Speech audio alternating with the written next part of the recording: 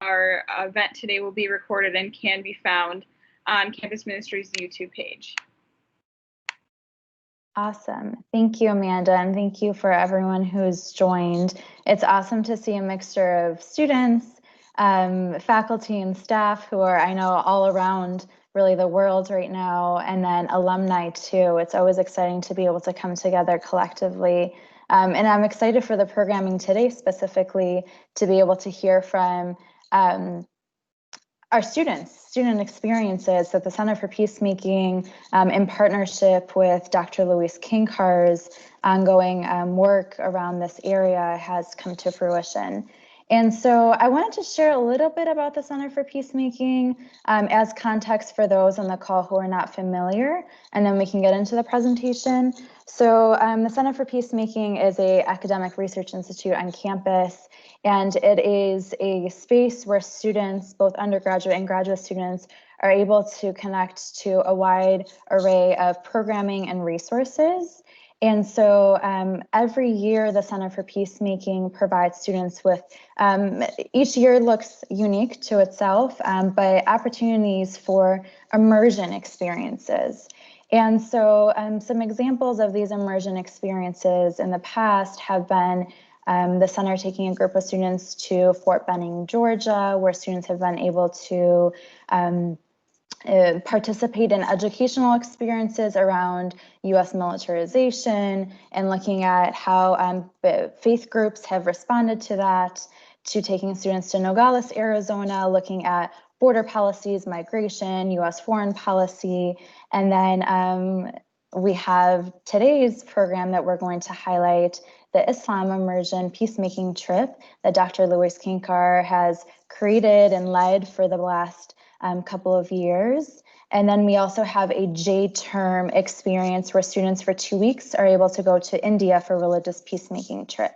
And so for the students on the call today, if Islam Immersion is something that excites you, if some of these other programs are programs that catch your interest, please feel free in the chat box as we go through this program to type in your email address. If you're not already in our mailing list, I'm happy to add you to that and to stay connected because we're excited to be able to continue to have these experiences for students, both undergraduate and graduate. So at this time, I'm going to go ahead and share my screen and start our presentation. In just one moment, my computer is a little slow today. Okay, so it's loading now.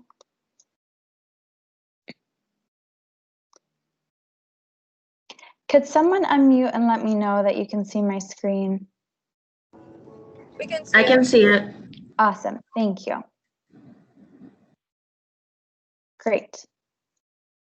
So for today, we're going to have the opportunity to hear from Dr. Louise Kincar. Dr. Kincar is a faculty member in the Social and Cultural Sciences Department. She's also the director of our Peace Studies major and minor here on campus. And so we're really excited to be able to hear from her. We also have 2 students who will be sharing about their experiences. Sarah is a graduate student in the International Affairs program, her second year in that master's program. And then we have Max with us as well. He's a junior studying anthropology. And so Sarah went on this trip this past spring, right before COVID hit, actually. They were on the trip when they heard that Marquette's shutting down. So we're really grateful that these students were able to have this experience before we went into quarantine. And then Max is actually from the year before, so the 2019 trip. And so we're excited to be able to have both of those experiences shared with us today. So from there, I'll just hand it over to Luis then, if you would want to take it from there.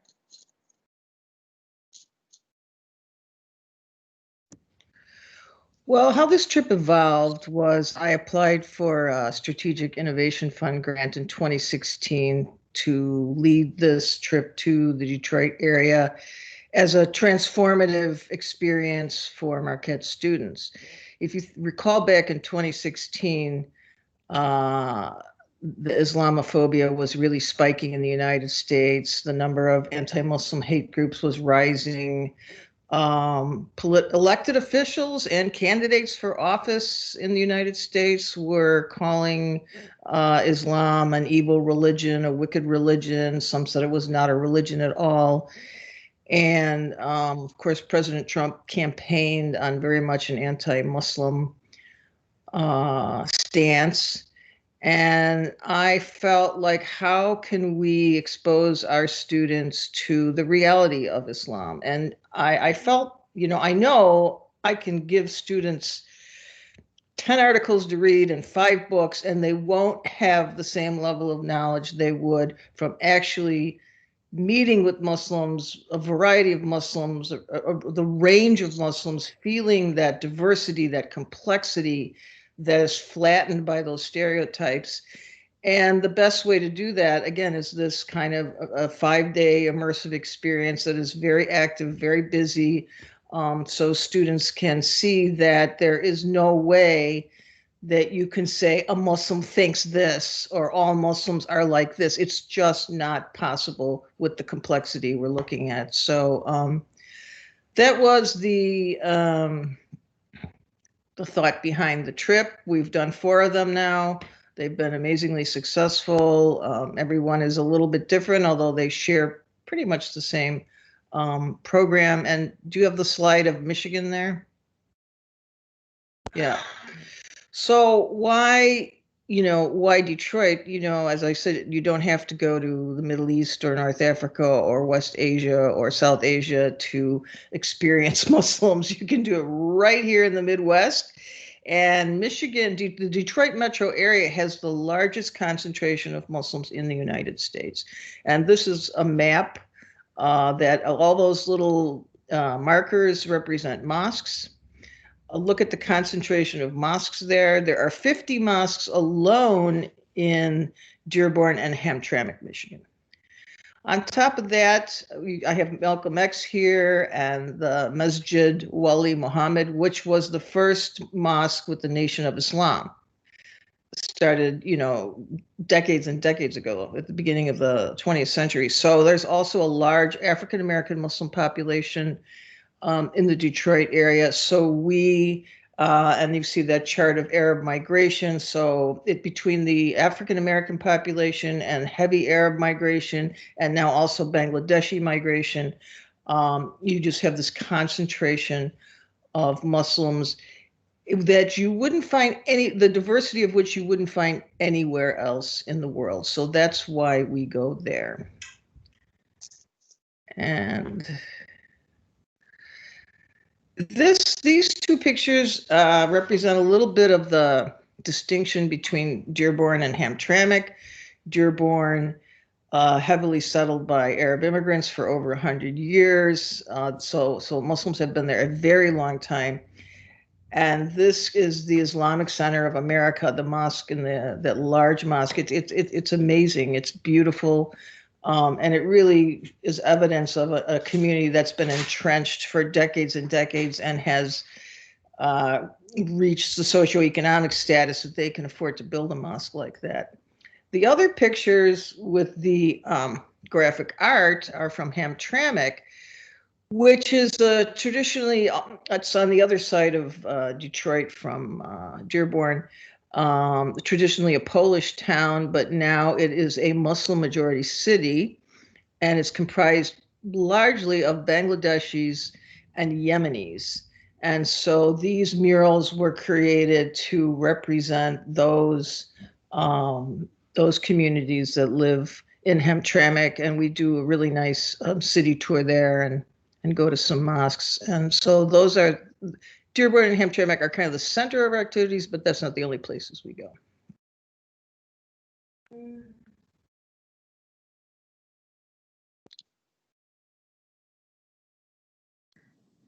So I'm Sarah. I went on the trip this March with Dr. Kankar and Dr. Coles. I'm a grad student in international affairs. So I'm going to talk about some of the connections we made when we were there, which was a really significant portion of the trip, just kind of the really, just the influential parts of what exactly we went there for, to kind of connect with the community, to get just their knowledge imparted on us. And then we met with so many people. I mean, these 5 that we have listed on this slide don't even begin to start it, but these are some of the most influential meetings we had. So we talked with Imam Steve Aturk, who is with the Michigan Muslim Imams Committee. And he talked about the kind of diversity in the Muslim community. So Dr. Kane Carr kind of got at that, about the differences from Dearborn to Hamtramck. And he kind of talked about how sometimes the Muslim American community around Detroit can stratify itself into different ethnicities and groups, and then have their own mosques. But he was talking about how the importance of kind of bringing all of that together, and just how kind of the community isn't a monolith, and there are still differences within the community and between it, which was really interesting to hear, and just a really fascinating discussion. And then we did talk to Isra Darasay with Access. We have 2 pictures on this slide from that. So there's that one on the bottom. That's when we were talking. We had, I think, 5 members of the Access team talk with us about the different things that they do. And then there's another picture with those Take on Hate t-shirts. That's one of their campaigns. So Access does work in Dearborn and the surrounding community with a bunch of different spheres. They work in healthcare and wellness, and access to that. They work in education and youth programs, in job programs, human services like immigration, help with basic needs, things like that. They also have a big domestic violence prevention program. And the Take on Hate was a really big thing that Isra was talking to us about, and just discussing kind of the intersectionality of identity and the generational divides within the Arab American community in the Dearborn area specifically. Just kind of talking about especially the generational divides speaking about mental health, and just getting the access, funnily enough, the access to care and the access to feeling okay about seeking mental health services and other healthcare services as well within that community. We also talked to U.S. Representative Debbie Dingle, who is in that photo in the bottom on the middle. We went to her office and spoke to her about representing a really just diverse community. She has been the representative for Michigan's 12th district since 2015. And before that, her husband was that representative. And then if I remember correctly, her father-in-law was the representative before her husband was. So it's kind of been a very long Dingle line of their family representing this community, and just making sure that everybody there really kind of gets their needs addressed. And that's kind of what we talked to her about. As we were there was the spring presidential primary happening while we were there, and there were rallies happening. There was a Bernie rally nearby when we were there. I believe Joe Biden was also in the area, and so we talked to her a little bit about that. We didn't really focus on that because that wasn't really what we wanted to talk about the whole time, but we did discuss it because it was an important part of the conversations we had with the multiple community members while we were in that area. And we just kind of talked to her about what her priorities were, and how she was able to balance her priorities within her district, being there's so many different types of people there, and kind of being that champion for her district, which was really interesting to hear from her. And she was very passionate about being the champion for her district. We also went to a Bridges meeting. Bridges stands for Building Respect in Diverse Groups to Enhance Security. So it's a forum for dialogue between law enforcement and community leaders. So that was just a very large meeting of kind of every law enforcement agency you can imagine. And then a lot of community leaders. There was a lot of discussion, a lot of, low, not heated arguments, but arguments all the same. A lot of discussion about what exactly was happening. There was discussion on the role of policing, kind of the nature of policing, and some discrimination faced by the Muslim American community, especially with the border to Canada so close, because in Detroit there's that border over to Windsor, Canada, right there, and how people have had trouble and getting stopped, and lots of different issues. That was one of the big things they talked about during that meeting, which was also really interesting because having the window into the law enforcement side of things, but also seeing it from our position as trying to immerse ourselves in the community was really interesting, because a lot of times we only hear the law enforcement side. Or like that's the side that we have more access to in Milwaukee, only hearing about Detroit and the surrounding areas from Milwaukee. So then later on, we, not in the same day, but on the trip, we also talked to the ACLU Associate Director in Michigan, who is Rana. And we kind of just continued these conversations. We talked to Rana about the Bridges meetings a little bit.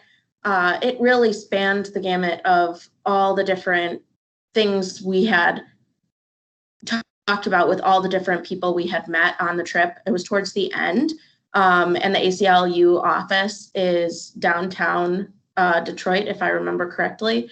And at that point, we had our minds were so full of information, and meeting with Rana at the ACLU offices was really a time for us to kind of reflect and process with someone who specializes in these types of community issues and like social justice types things, and civil liberties, obviously. So that was a really nice time to be able to reflect back on and learn more. I should add, we have, can we go back one?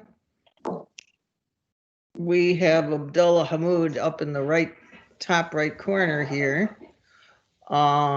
He is a Michigan State representative, young fellow, graduate of Michigan State University, and he talked we met with him at Gahweh, the Yemeni coffee shop.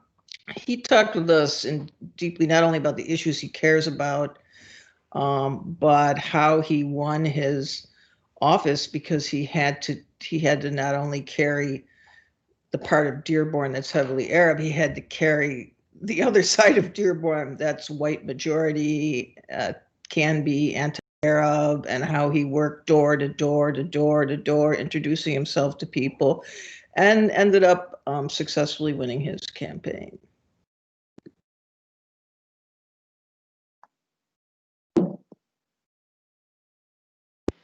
Hello, my name is Max Eliason. Please excuse my lack of a camera, but I will be speaking about faith.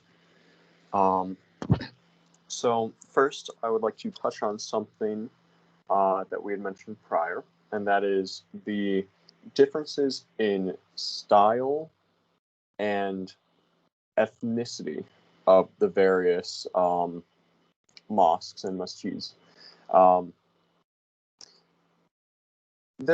They're all Muslim, so I that sounds obvious, but I should mention that. But they all vary quite greatly depending on who is running them and where in Hamtramck or Dearborn they're located.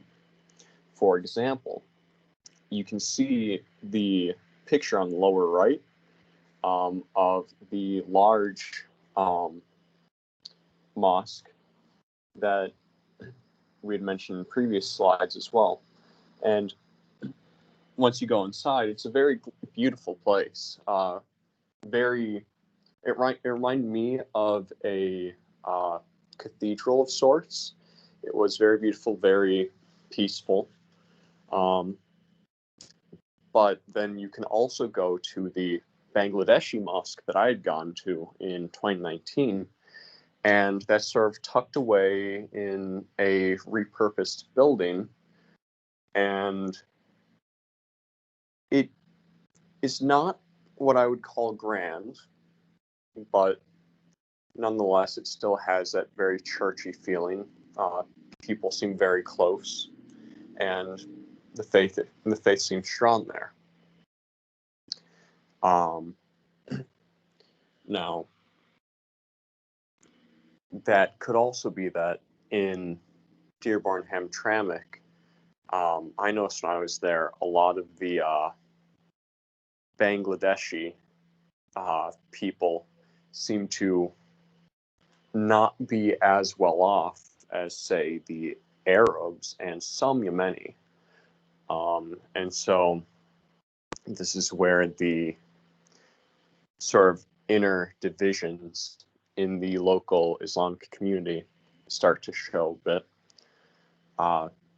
They had the repurposed building, although at the time, I believe they were building a new mosque. That's, but the repurposed building, they had a school in the basement. The imam's quarters were on the second floor, and the prayer rooms themselves were on the main floor, sort of in whatever room they could fit them in. And then opposed to that, or rather opposite of that, was the Great Big Mosque that there was almost, it seemed like an entire school in there.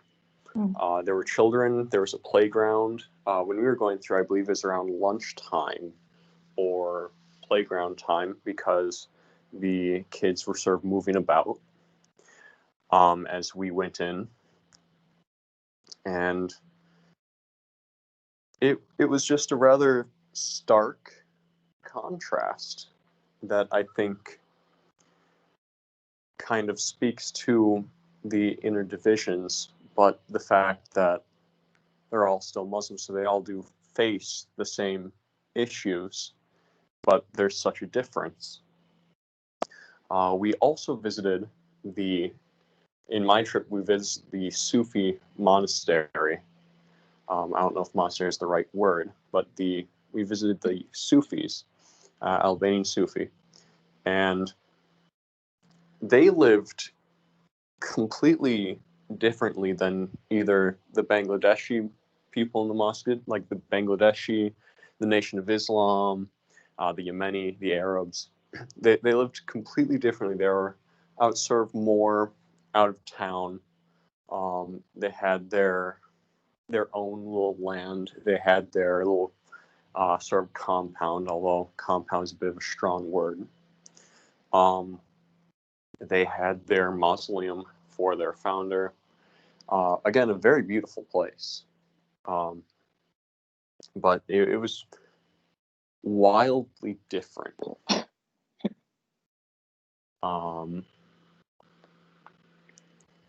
Now, I'm just going to kind of wrap up this section by giving my own personal experience with it. If any of you have never been in a mosque before, I think the best way I could describe it is it's like a church. You go in, the feeling is the same as a church. You go around, people are acting fairly similar to how they would in a church, very respectful, very quiet. prayerful, and all in all, it's just a very beautiful, faithful place. Thanks, Max.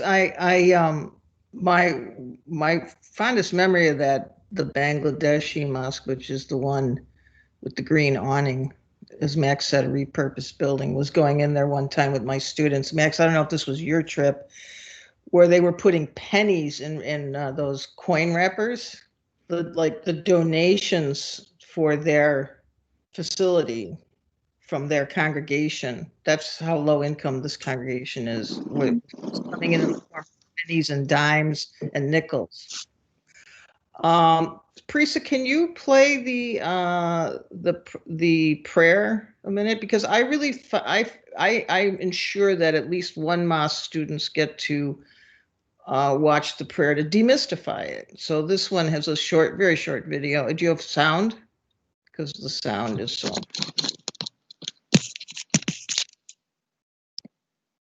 I'm playing it right now. Can you hear it? No. No, we can't. No. Okay. That speaker there on the right of the bar. It might be because your headphones are in. I know if you take headphones, Yeah. it might help. Well, if we don't have it, we don't have it, but it's all part of the ambiance.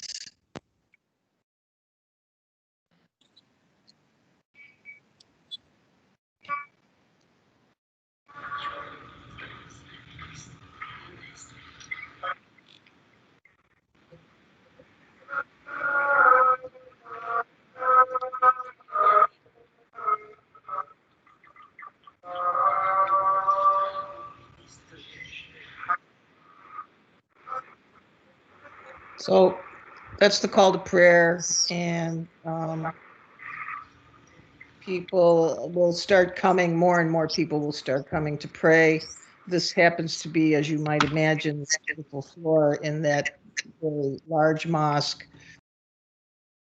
And another thing I think students learn is you really didn't know if you were in a Sunni or Shia mosque. There are very small differences between them, and so it's good to point out what I like to call is not the diversity, not the differences or divisions, but the diversity among Muslims. So this is this year we watched prayer at the Iona Mosque, which was in the suburbs, Imam Ataturk's mosque. Okay.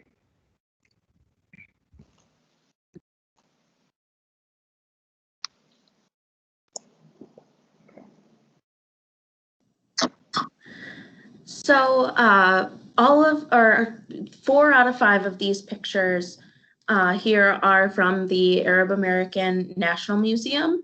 And this was maybe my favorite part. It's hard to say a favorite part of such an influential trip, but I'm a big museum person. So this was a big trip for me. So this museum is the first and only museum that's dedicated to telling the story of Arab Americans. And so we had an amazing docent who walked us around, and this was a huge museum and just really well curated. And as you walked along, it took you through the stories in a way that you felt them very viscerally.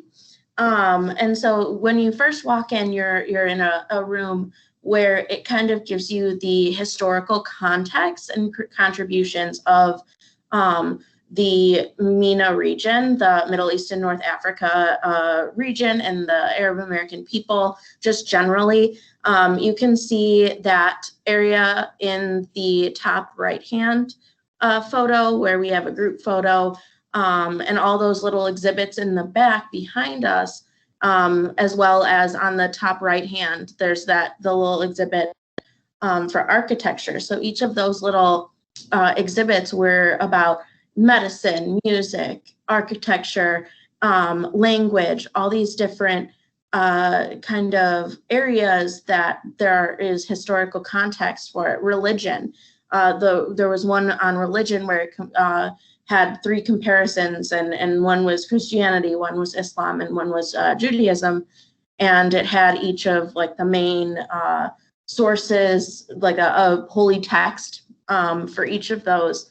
And it's just beautiful. I mean, you are seeing in this picture with the architecture, just these photos, and then the explanations there were very thorough and accessible as for really anyone. You don't have to be like a student who studies this kind of stuff to understand this. And so it was just a beautiful place. You can look up in that middle top picture, that is the dome of the museum. And it actually says in Arabic on it, the Arab American Museum, Arab American National Museum. The way the Arabic is scrolling inside of there, it says that, which is another exhibit that they had, and kind of a theme throughout the entire museum about how Arabic script is used in art often, which is beautiful. They also, once you move through that part of the museum, you see this huge map of the Middle East and North African region. And then you go up the stairs, and there's kind of like these buttons you can press, and each of the countries and regions will pop up and light up on that, because there is generally a lot of debate between like, what does Arab mean? And you know, it's not confined to one continent, it's not confined to one area. And there's some debate, some confusion between that, and that's kind of part of the history as well.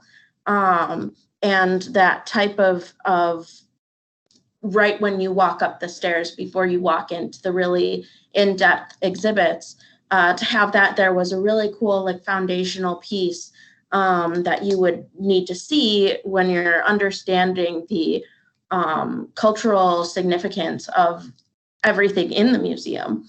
There also were 2 other really important exhibits I just want to mention. So one was the Waves and They're Coming to America exhibit, and just kind of historically, like when in like what time periods in America's history were Arab people coming to America. And it's just fascinating. I actually think that on one of the previous slides, we had a photo of that. It might have been the first or second slide. Parisa, if you can maybe go back to it. It was a really yep, there we go. Trends in Arab migration. So you can see all the different entry years, and they have all of this, these historical documents from these times, from 1890, from 1964 type thing, where they have people who were coming into the country and kind of explaining why, like it takes you on this journey with them. And then the other one, which was one of the most influential exhibits for somebody of my age, at least, you know, is surrounded by the media constantly, being bombarded, and I grew up with it.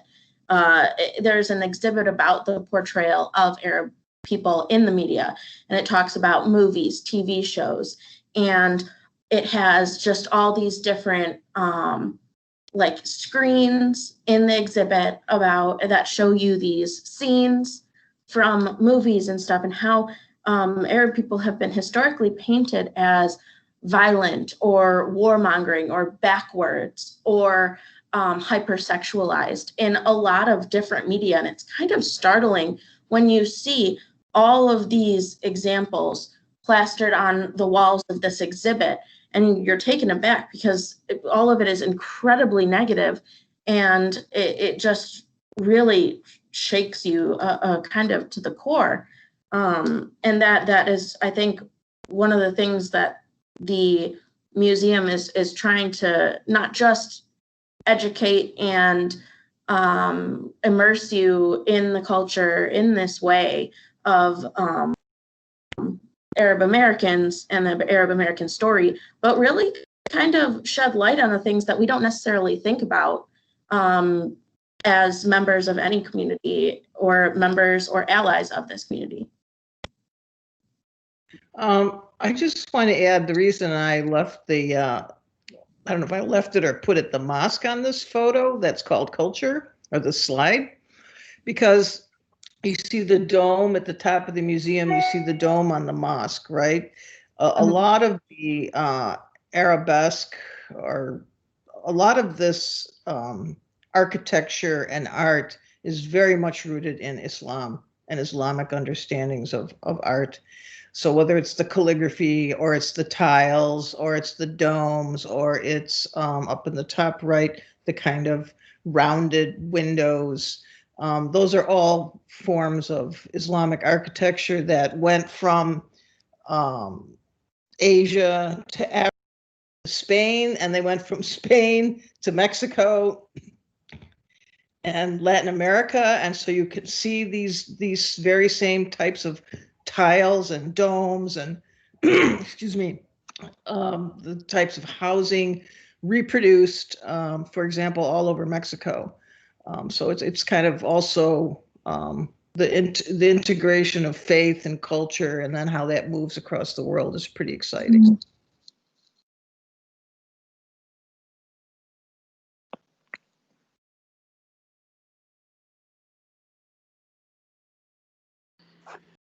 We'll also be speaking about the food, which,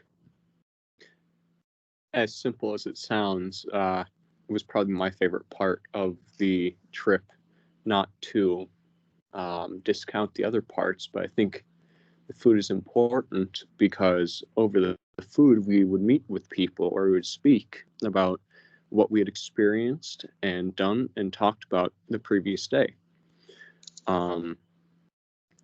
Now, the nature of the Arabic food itself is very, how you would say, sharing oriented, in that when you order a dish, you don't necessarily get your own dish. A lot of the time a platter is sat in the middle, like in that middle picture, and you are going to then take the food from there and put on your own plate or in your own bowl. So there's a lot of sharing involved. And I think that even greatly facilitates the conversation around it. Furthermore, although a lot of the food is similar to each other, the different ethnic groups of that they each have their own variants on the food. For example, I was able to write an entire paper afterwards about the different types of bread that I ate during the trip. The difference between Yemeni, Iraqi, Bangladeshi, Turkish, Syrian food. You can all find the same general stuff, but the differences themselves are stark and very, very impactful in terms of the taste itself and how it can be received. Now, I would also like to mention at this point how the food itself is actually being integrated into the local communities. On the 2019 trip, I, along with two others, had actually arrived earlier than other people. And for dinner that night, we went to a pizza place. And this pizza place was halal, meaning they didn't have any pork, or basically it fit into Islamic dietary restrictions. And I think that was very interesting, because generally when you think pizza, you don't immediately associate it with halal in the same way that you don't immediately associate it with kosher. So seeing that as one of my first experiences was really an amazing thing. And I mean, the pizza was great as well. But overall, in the local communities, you have the Polish food, like craft food makers. Those are still in business, and they might change some of their recipes to cater more towards the new Islamic people. One of the stories I remember is one of the people that I talked to mentioned how there's a Polish sausage place that around, I can't remember which holiday it is, but around one of the Islamic holidays, it gets very, very popular because the sausages are good and because they're halal. So a lot of the local Muslims will go there, and apparently there will be long, like block line lines in order to get these sausages. And I think really it just shows the evolution and incorporation of the food shows how the communities themselves are integrating and hybridizing almost, which I think is a very wonderful thing. That and food is also important because obviously it is one of the things that is absolutely universal. People tend to like food, and I don't know. I think if just about everyone sat down with people over food, I think they'd find that they have a lot more in common than different. So, all in all, the food was amazing. The things surrounding food and why it's important, I think, are amazing, and I think there's some very good things coming from it. Thanks, Max. Your point about the shared food, like we always had shared platters of food, and the amazing one thing is that there's so much food on this trip because the hospitality is part of the culture, right? And so everybody we met with, everybody we visited had food for us, and then we would go out to eat, and there was so much food. Even if we were 7 and we ordered dinner for 5, there was too much food. So we were constantly taking leftovers home and eating them. But yes, food is a very central part of the experience, and it's pretty tasty too. I just want to mention something about the hospitality as well. I remember during my trip when we visited the Sufis, we were brought out to a lunch or early dinner by one of them, and he just kept ordering food.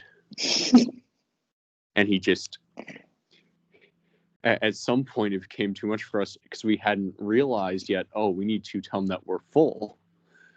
But he was very adamant that we should finish our food before wrapping up. So I remember that was probably the most I've eaten in the last 10 years. It was a lot of fun, though. He was very polite. Sorry, I'm taking off my headphones so I don't laugh too hard. Many of you all know I'm Iranian, so my culture is very similar to that. So I'm so glad that you all enjoyed the food on the trip. While we were there, we also did some service. So we visited 2 kind of service organizations, and so the first one was Zaman International. So that service was the 2 left pictures. So the one on the far left and then the one in the center. So as you can see, Zaman is this ginormous warehouse type of place, and it kind of it feels like a store mixed with a warehouse, mixed with, there's a kitchen, mixed with a school. It's all in one. It was really incredible. So there, the woman who started this organization, Naja Bazi, she is a nurse, and she really wanted to start an organization that helps marginalized women by providing like multifaceted, multi-level help to them. So they have like 3 levels that they help on. And the first one is just basic needs. So as you can see in that photo, you can see those racks of clothes were donated. And then you can see the furniture. And then they're in that group photo, we are boxing different food up for their food pantry part of it. And what was really cool is that they also form it in a way where it's more like a store to maintain kind of the dignity of the people who need help. And so like you can go shopping at this pantry and take what you need so that you're not really wasting anything. And then also you still like feel you don't feel like you're accepting a type of like help from anyone, because then you might feel like less of a person. Occasionally there's a lot of stigma around needing help just everywhere. And so they really organized the whole thing around being able to maintain that level of dignity for the people who need help. And so that's the basic needs level. Then there is a training level. So they have the vantage point that the high up photo of the warehouse is taken from was the second floor, where it had the classrooms. So they teach women how to sew and kind of give them those type of skills. They have classes for all different types of things. They also have this really large kitchen where they teach women how to cook and prepare them for jobs in these different fields, so that they can eventually kind of pull themselves out of these cycles of poverty. And then the third level of it is something that they're still developing, and that's the job. So they want to be able to provide actual jobs for these women as well, so that they have more to put on their resume than just the training programs, how they can say, yes, I trained here and then I worked here, and now I'm branching myself out and applying for new jobs. We also went to Dream of Detroit. So it's located at a mosque, and there was a picture of the mosque back a few pages. And so Dream of Detroit is a strategic housing and land development nonprofit. And so basically they take homes that are in really bad shape in Detroit, which is a lot of the homes in Detroit are in really bad shape, and they rehab them.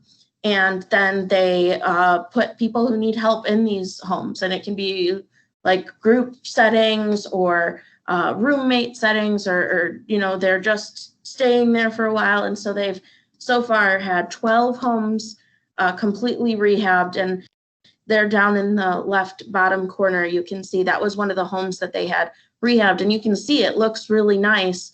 And on some of the further slides, I believe there are some photos of Detroit and the homes and what they look like, what they looked like previous to being rehabbed. And so they have 12 that they have successfully completed, and 3 that are still in progress. And they have entrepreneurship training programs. They have all these different things to try to help their own, like within the community, kind of spread, like just revamping it from the inside out type of thing.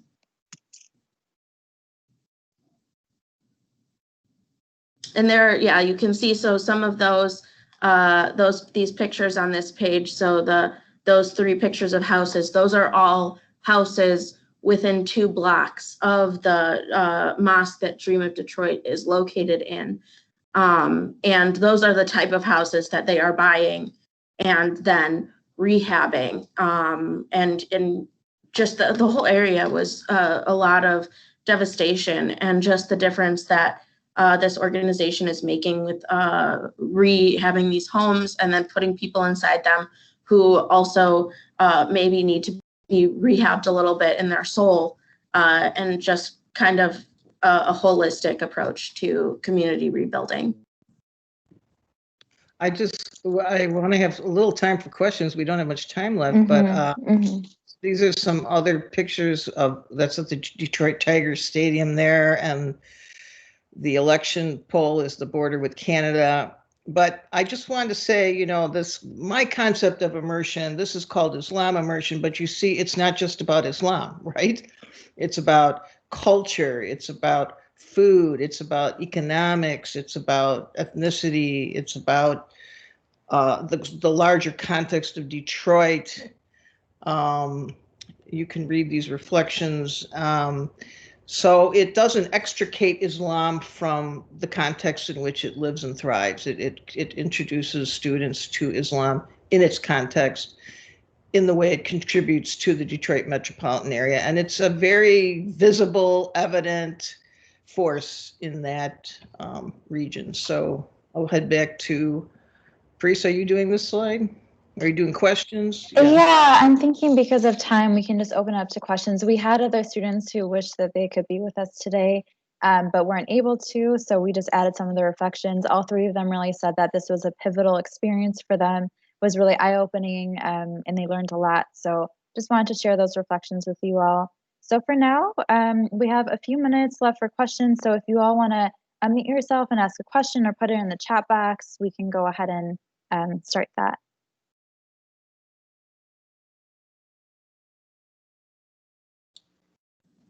It looks like there are already 2 questions in the chat. So it looks like if you, okay, so this is asking for the students. I'm one of them. What perceptions changed for us as a result of the trip? What were the before and afters?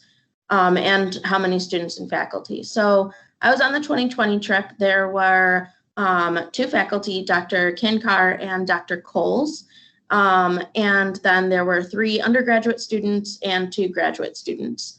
So a really small group, which was one of the best parts of it, I think. We really got to know each other very well, and just the level of comfort in a small group to be able to say things that you think might be stupid, or, not. And you would be in a larger group uncomfortable to say them and open yourself up to that criticism. But in a smaller group, it was amazing to be able to have that type of really open, honest discussion. I mean, even when we were just driving somewhere, having Dr. Coles driving and Dr. Kinkar in the passenger seat, and us all having this really deep, just great conversation reflecting on something that we had just done. And so for me, at least, my perception that changed as a result of the trip, it was really important for me to see, to observe prayer, and go inside the mosques and meet with these leaders, the imams, and the community leaders, and hear about kind of how this trip, like Dr. Kinkar said, this trip wasn't just about Islam. It was also about the community and all of this intersectionality, which was something that I wanted to talk about during the trip, and how, after the trip you sit and you have to process through everything, and just how all of it's very complicated because it's identity. And your identity isn't just one thing. It's so many different things that make all of us who we are. And this community has just so many different facets to it. And I just really loved to observe prayer and just how beautiful that was, to observe and to talk to the people and see how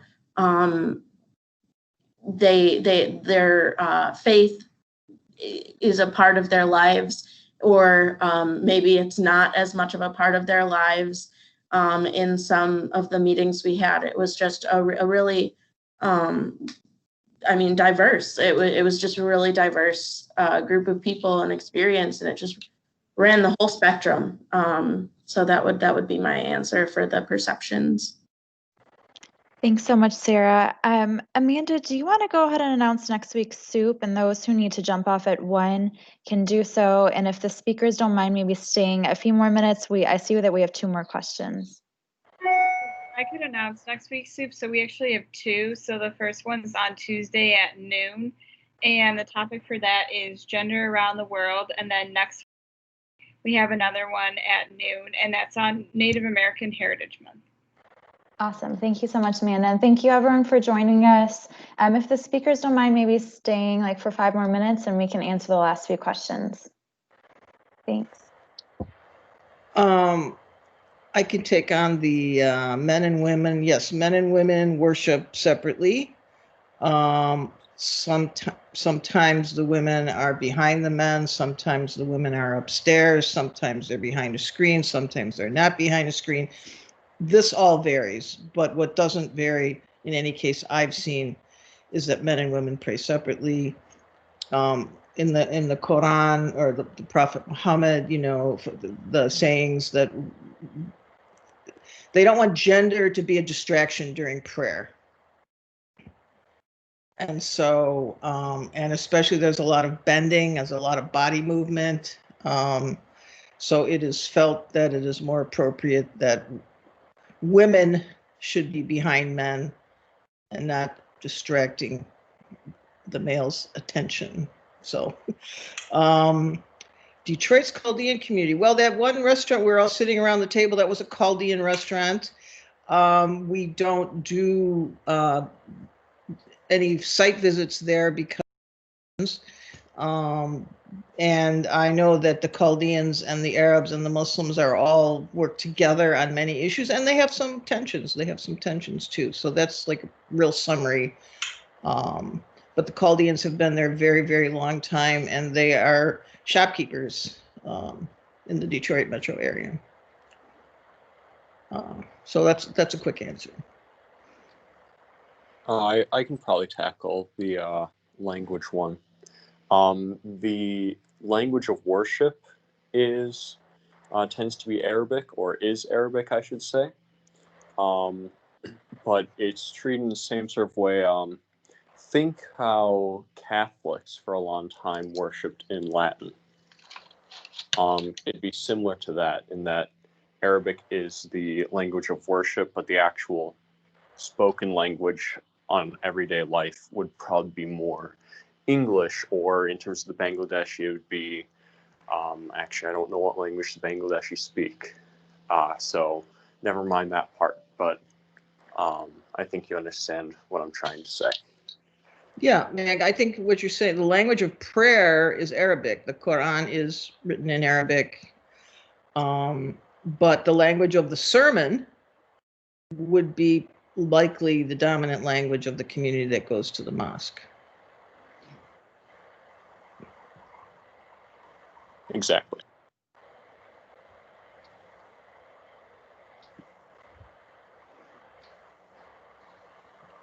Okay. Yeah, I'm just, Rob Smith, just wondering how it complicates things. Yeah, and I mean, you know, at this point, what we know is at least half of Arab Americans are Christian. So that's a whole nother, you know, that would be a whole nother 5 days probably if we wanted to expand it. I mean, if you could see our schedule, really, we start at 8 a.m. running for 10 hours a day. So it is packed with activities. So it would be great to be able to expand it even further and do multiple religions, but this is what we have for now. Awesome. Well, thanks again, everyone, for joining. If you have interest as a student to be engaged in these immersion experiences, feel free to email me and I'll be sure to add you to our email list. We love connecting with new students. And for everyone else who joined, thank you so much. We really appreciate you being here, and we hope that you can join us at SOUP next week as well. Enjoy your week, everyone. Thank you, everybody. Thank you to the speakers. Thank you, and thank you to the students who've been on these trips so much for participating. Great to see you again. Bye-bye.